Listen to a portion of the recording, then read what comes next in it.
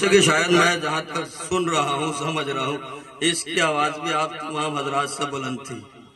یعنی ایک بچہ آپ سب پہ بھاری پڑ گیا. اب بھی نہ سمجھے کہ مولائی کیسے ہوتے ہیں.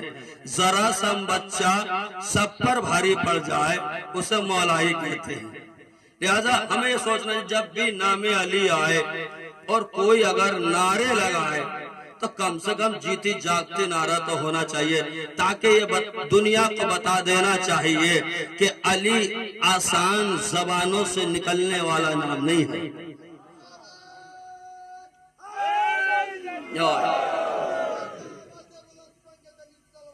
اللہم صلی علی محمد وعلی محمد. کمال ہے جب محمد کو یتیم پایا. قرآن کہہ رہا ہے, میں نہیں کہہ رہا, قرآن کہہ رہا. جب ہم نے محمد کو یتیم پایا تو انہیں کس کی پناہ میں دیا؟ یہ پورا کا پورا واقعہ آپ کی سماعتوں میں موجود ہے, آپ کے ذہنوں میں موجود ہے. جب یتیم پایا تو ابو طالب کے آغوش میں دیا. میں بات کیوں آپ کی خدمت میں بار بار یہ عرض کر رہا ہوں؟ اس لیے کہ ابو طالب اس ذات کا نام ہے جس سے کائنات باقی رہ گئی. بہت گہرائی کا جملہ کہا ہے. ابو طالب اس ذات کا نام ہے جس سے اسلام پروان چڑھا. ابو طالب اس ذات کا نام ہے جس سے محمد کا دین بچا. ابو طالب اس ذات کا نام ہے جس نے اسلام کے خاطر اپنی گود کے بچوں کو پروان چڑھا دیا. ہے کوئی آئے معاشرے میں آئے کھڑا ہو کر یہ کہے ہمیں کیسے مولانا آپ نے یہ بات کہہ دی کہ اسلام کو بچانے والے ابو طالب, دین کو بچانے والے ابو طالب. میں کہوں کیوں نہ کہوں فخر سے, اس لیے کہ مجھے تاریخ میں ایک ہی ایسا نظر آیا ہے جس نے محمد کو بچانے کے لیے اپنے بچے کو محمد کی جگہ لٹا دیا. تاریخ اسلام میں ایک ہی نظر آیا ہے جس نے محمد کو بچانے کے لیے اپنے گود کے پالے کو محمد کی جگہ لٹا دیا ہے. لیکن بہت سی جگہ آپ کو ایسے بھی نظر آئیں گے جو محمد کو چھوڑ کر بھاگتے ہوئے نظر آئے. اما جو اپنی جان کو محمد کی جان پر قربان کر دے اسے خون ابو طالب کہتے ہیں. تو کہا میں جب کسی انسان کے نظریے کو روکنا ہو تو ان کی ذات میں اختلاف کرتا تاکہ اپنی ذات میں ہی لڑتے رہے. کیسے لڑے کہ کوئی کہہ رہا ہے کہ 12 کو آئے, کوئی کہہ رہا ہے 17 کو آئے. میاں 12 کو آ جائے تب بھی محمد ہے, 17 کو آ جائے تب بھی محمد ہے. یعنی نہ 12 میں آ کر محمد دوسرا بنے گا نہ 17 میں آ کے محمد دوسرا بنے گا. اس لیے کہ اللہ نے کہہ دیا ہے یہ وہ محمد ہے, نہ اس کے بعد کوئی محمد آئے گا نہ اس سے پہلے کوئی محمد تھا. تو یہ محمد آخری ہے. تو لہذا ہمیں یہ ماننا پڑے گا کہ ابو طالب نے محمد کو حیات بخشی, ابو طالب نے محمد کو زندگی دی. یقین نہیں آ رہا تو لوگ تو بہت ایسے تھے جو محمد کی جان کے دشمن تھے, محمد کو مارنے والے تھے. کیوں؟ اس لیے کہ انہیں سب سے زیادہ اگر کسی سے خطرہ تھا تو وہ تھے محمد. عزیزان گرامی, ان جھگڑوں سے ان اختلاف سے نکلو اور ہمیں یہ دیکھنا چاہیے کہ لڑائی ہماری اور آپ کی نہیں ہونی چاہیے. لڑائی ہماری ان سے ہونی چاہیے جو ہماری ذات سے تعلق نہیں رکھتے, جو ہماری ذات سے تعلق نہیں رکھتے. کھاتے بھی ہیں, پیتے بھی ہیں, رہتے بھی ہیں, سوتے بھی ہیں, سب کچھ کرتے ہیں لیکن ہماری ذات سے تعلق نہیں رکھتے. یاد رکھنا جب بھی کبھی کوئی مولا کے مقابلے میں آ جائے یا مولائی کے مقابلے میں آ جائے, یاد رکھنا وہ وقت کا یزید ہوتا ہے, وقت کا یزید ہوتا. میں نے آپ کی خدمت میں بیان کیا جب محمد کو یتیم پایا تو پناہ ابو طالب کے آغوش میں پروان چڑھے, پلے, سب کچھ ہوا. تو عرب کے 10 عورتوں نے چاہا کہ روک دیں لیکن نہ رکے.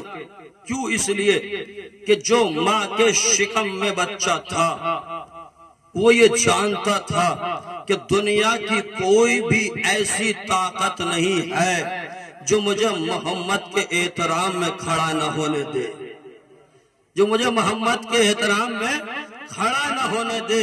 لہذا علی نے بتایا یاد رکھو محمد دنیا میں آئے ہی اس لیے ہے تاکہ لوگوں کی ہدایت کی جائے، اور ہادی کے استقبال میں اگر نہ کھڑا ہوا جائے تو اس کا مطلب یہ ہے کہ ہم حق کے ہدایت پورے طرح صحیح طرح سے انجام نہیں دے رہے.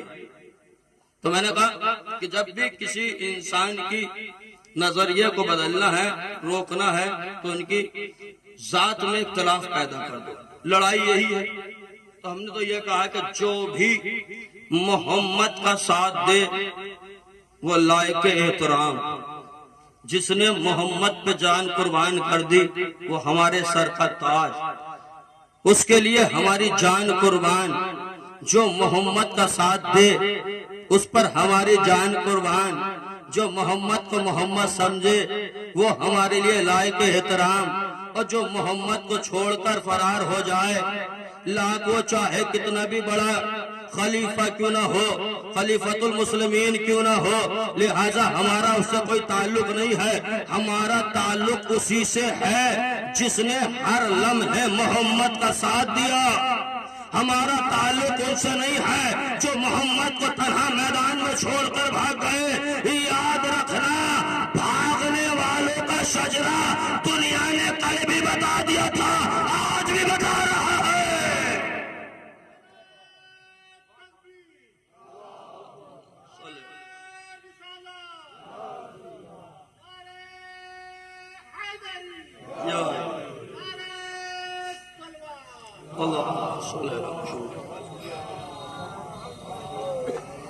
تو ہمیں یہ سوچنا پڑے گا، اور میں درمیانی مجلس میں گفتگو آپ کے سامنے کروں، کیونکہ مجھ سے کہا بھی گیا ہے کہ یہ پروگرام جو ہے یہ ویسے تو ایک بندہ خدا کا ہے جو بانی بنے ہیں، لیکن یہ نہ سوچیں کہ صرف انہی کا ہے.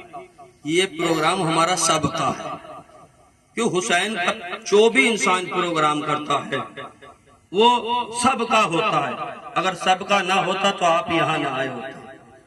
اب ہماری ذمہ داری یہ بنتی ہے، ہم اس قوم سے تعلق رکھتے ہیں، ان ہادیان حق سے تعلق رکھتے ہیں جنہوں نے کھانا کھلانا جانا ہے، کھانا نہیں جانا، جنہوں نے ہمیشہ کھلانا سیکھا ہے. بھوکا آیا اسے کھلایا، پیاسا آیا اسے پلایا. لہذا اب یہاں وہ نہ ہو کہ بھائی سب اپنے سے مطلب رکھیں، اپنا پیٹ بھریں، اپنا کھا کے چلے جائیں.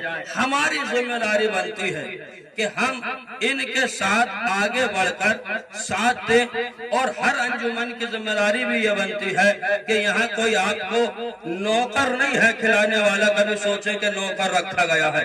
کیوں؟ اس لیے کہ ایک واحد ہی تو یہ لنگر ایسا ہے، ایک واحد ہی تو نظر امام حسین یہ ایسی ہے جہاں نوکروں کی ضرورت نہیں ہوتی. یہاں عزادار خود نوکر بن جاتے ہیں، یہاں عزادار خود نوکر بن جاتے ہیں. یہاں الگ سے کوئی ہوٹل نہیں ہے، کوئی میرج ہال نہیں ہے کہ بھائی وہاں رکھ رہے ہیں، کھلانے والے بھی ہوں گے، پلانے والے بھی ہوں گے. حسینی کہتے ہی اس کو ہیں جو مل کر ایک دوسرے کا ساتھ دے. حسینی کہتے ہیں اس کے ہیں جو مل کر ایک دوسرے کا ساتھ دے. لہذا ہر انجمن سے میری درخواست یہ ہے، اپنی اپنی انجمنوں کی ذمہ داری اپنا آپ خود لے لینا. صاحب خانہ سے اس چیز کا تقاضا مت کرنا کہ آپ نے اس چیز کا انتظام نہیں کیا، آپ نے اس چیز کا انتظام نہیں کیا. عزیزان گرامی، میں پھر وہی لفظ کہہ رہا ہوں کہ ہم کھلانے والوں میں سے ہیں، کھانے والوں میں سے نہیں ہے. لیکن اگر بندہ خدا نے کسی چیز کا اہتمام کیا تو اب ہماری ذمہ داری ہے کہ ہم جب کھا کے جا رہے ہیں تو کمیاں نکال کے نہ جائیں. یہ نہ کہیں کہ ہمیں یہ نہیں ملا، ہمیں وہ نہیں ملا، ہمیں یہ نہیں ملا. لہذا ہر انجمن اپنی انجمن کو خود کھلائے. آپ کو اختیار دے دیا گیا ہے، چاہے جتنا کھائیں، جیسے کھائیں، لیکن نظر مولا ہے، اس کا احترام آپ کی نظروں میں ہونا چاہیے. یہ نہیں ہونا چاہیے کہ اگر بندہ حقیر نے کچھ کر دیا تو ہم جیسے چاہیں اٹھا دیں، جیسے چاہیں کھائیں، جیسے چاہیں بربادی کریں۔ یہ تبرک امام حسین ہے، اس تبرک کے لیے عرش سے فرش پر فرشتے آ جاتے ہیں، تو ہم کیوں اس کی بے حرمتی کریں گے؟ تو لہٰذا میں نے یہ کیوں کہا، اس لیے کہ بھائی ایک بندہ حقیر ہے، اس کی اکیلے کی اتنی ہمت نہیں ہے، لیکن پھر بھی اس نے اتنا کیا، یہ اس کی مہربانی ہے کہ اس نے آپ کو یاد کیا، فرش عزا پر بٹھایا، آپ کے لیے اہتمام غذا کی۔ تو اب ہماری ذمہ داری بنتی ہے کہ ہم انسانوں کی طرح ہی انسان بن کر کھا کے جائیں، ورنہ یہ نہ ہو کہ بعد میں آدمی یہ سوچے کہ لاؤ اتنا ان کے لیے کرا پھر بھی، کیونکہ کبھی کبھی کچھ جگہ ایسا ماحول پیدا ہو گیا ہے کہ اگر کسی کو بوٹی نہ ملے تو اس پہ لڑائی شروع، کسی کو کھانا نہ ملے تو اس پہ لڑائی شروع۔ یہ یاد رکھنا جانے گرامی، یہ مجلس صرف اس لیے ہوتی ہے تاکہ انسان فرش عزا پر بیٹھ کر کم سے کم اتنی تو نصیحت حاصل کر لے کہ قبلہ پڑھ کے کیا جا رہا ہے، ورنہ کیا فائدہ ادھر سے سنے ادھر سے۔ میں نے کہا جب محمد کو پروردگار عالم نے یتیم پایا تو پرورش کرنے کے لیے محمد کو ابو طالب کے حوالے کر دیا، اور یہ ابو طالب کے حوالے کرنے کے بعد ابو طالب نے جھوٹی سے جھوٹی تاریخ کوئی لا کر مجھے یہ بتا دے کہ ابو طالب نے یہ فخر اپنے اوپر محسوس کیا ہو کہ میں تم سے بہتر ہوں، میں تم سے اچھا ہوں، اس لیے کہ پروردگار عالم نے میری آغوش میں محمد ڈال دیا، میری آغوش میں محمد کو دے دیا۔ ابو طالب نے فخر نہیں کیا، اتنا بڑا نبی، جب محمد جیسا نبی ابو طالب کی آغوش میں آ کر ابو طالب نے یہ احساس ہونے تک نہ دیا، فخر نہیں کیا کہ میری آغوش میں کون ہے، تو وہ کون ایسے نبی ہیں جنہوں نے اس بات کا اعلان کیا کہ ہم سب سے بڑے نبی، ہم سے بڑا کوئی نبی نہیں ہے۔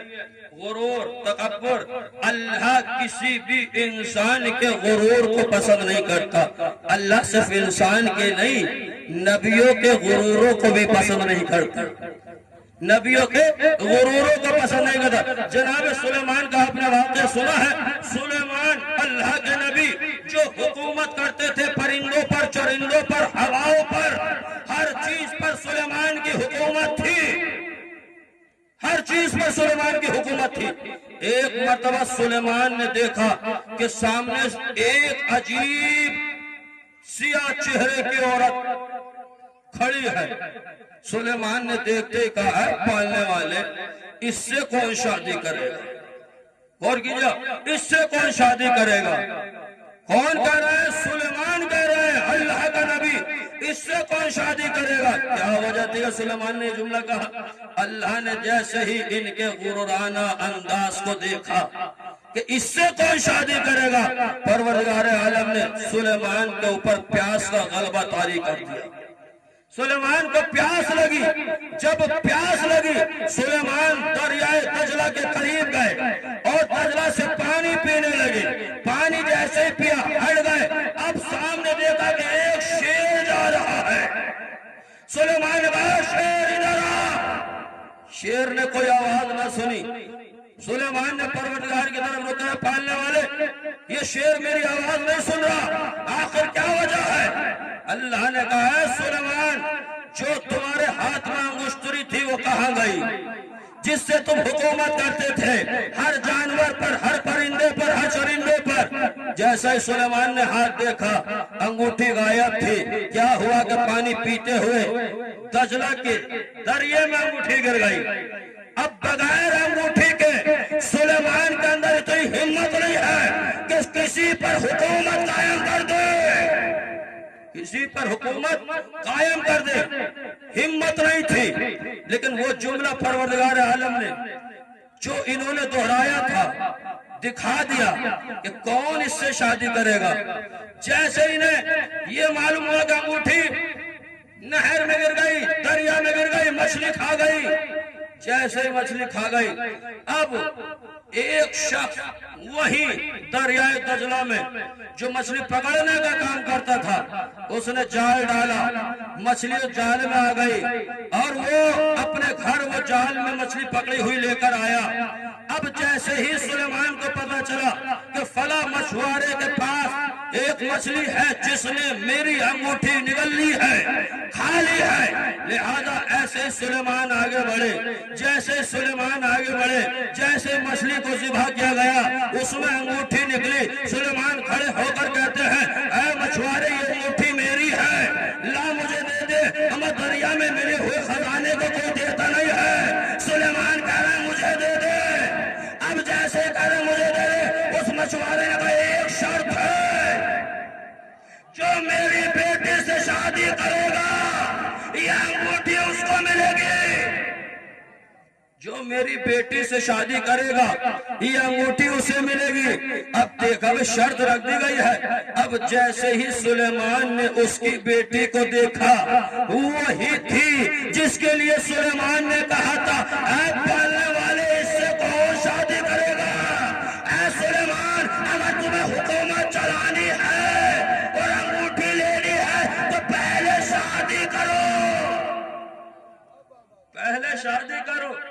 آوازان گرامی اب آگے کہ حکومت تو چلانی ہے سلیمان کو، لہذا انگوٹھی چاہیے تو اس سے شادی کرنی پڑے گی۔ کیا کہنے نظام پروردگار عالم کے جس نے سلیمان جیسے نبی کے وہ غرانے والے جیسے یہ کہا تکبر والا غرور کرنے والا لہجے کو پروردگار نے پکڑا، اور پکڑنے کے بعد کا یاد رکھنا خدا اس کو کہتے ہیں جو لوگوں کے غروروں کو توڑے۔ تم تو نبی ہو، ہم نے تمہیں نبی بنا کر بھیجا تھا، تم میں اتنی ہمت کہاں سے آئی، تم میں اتنی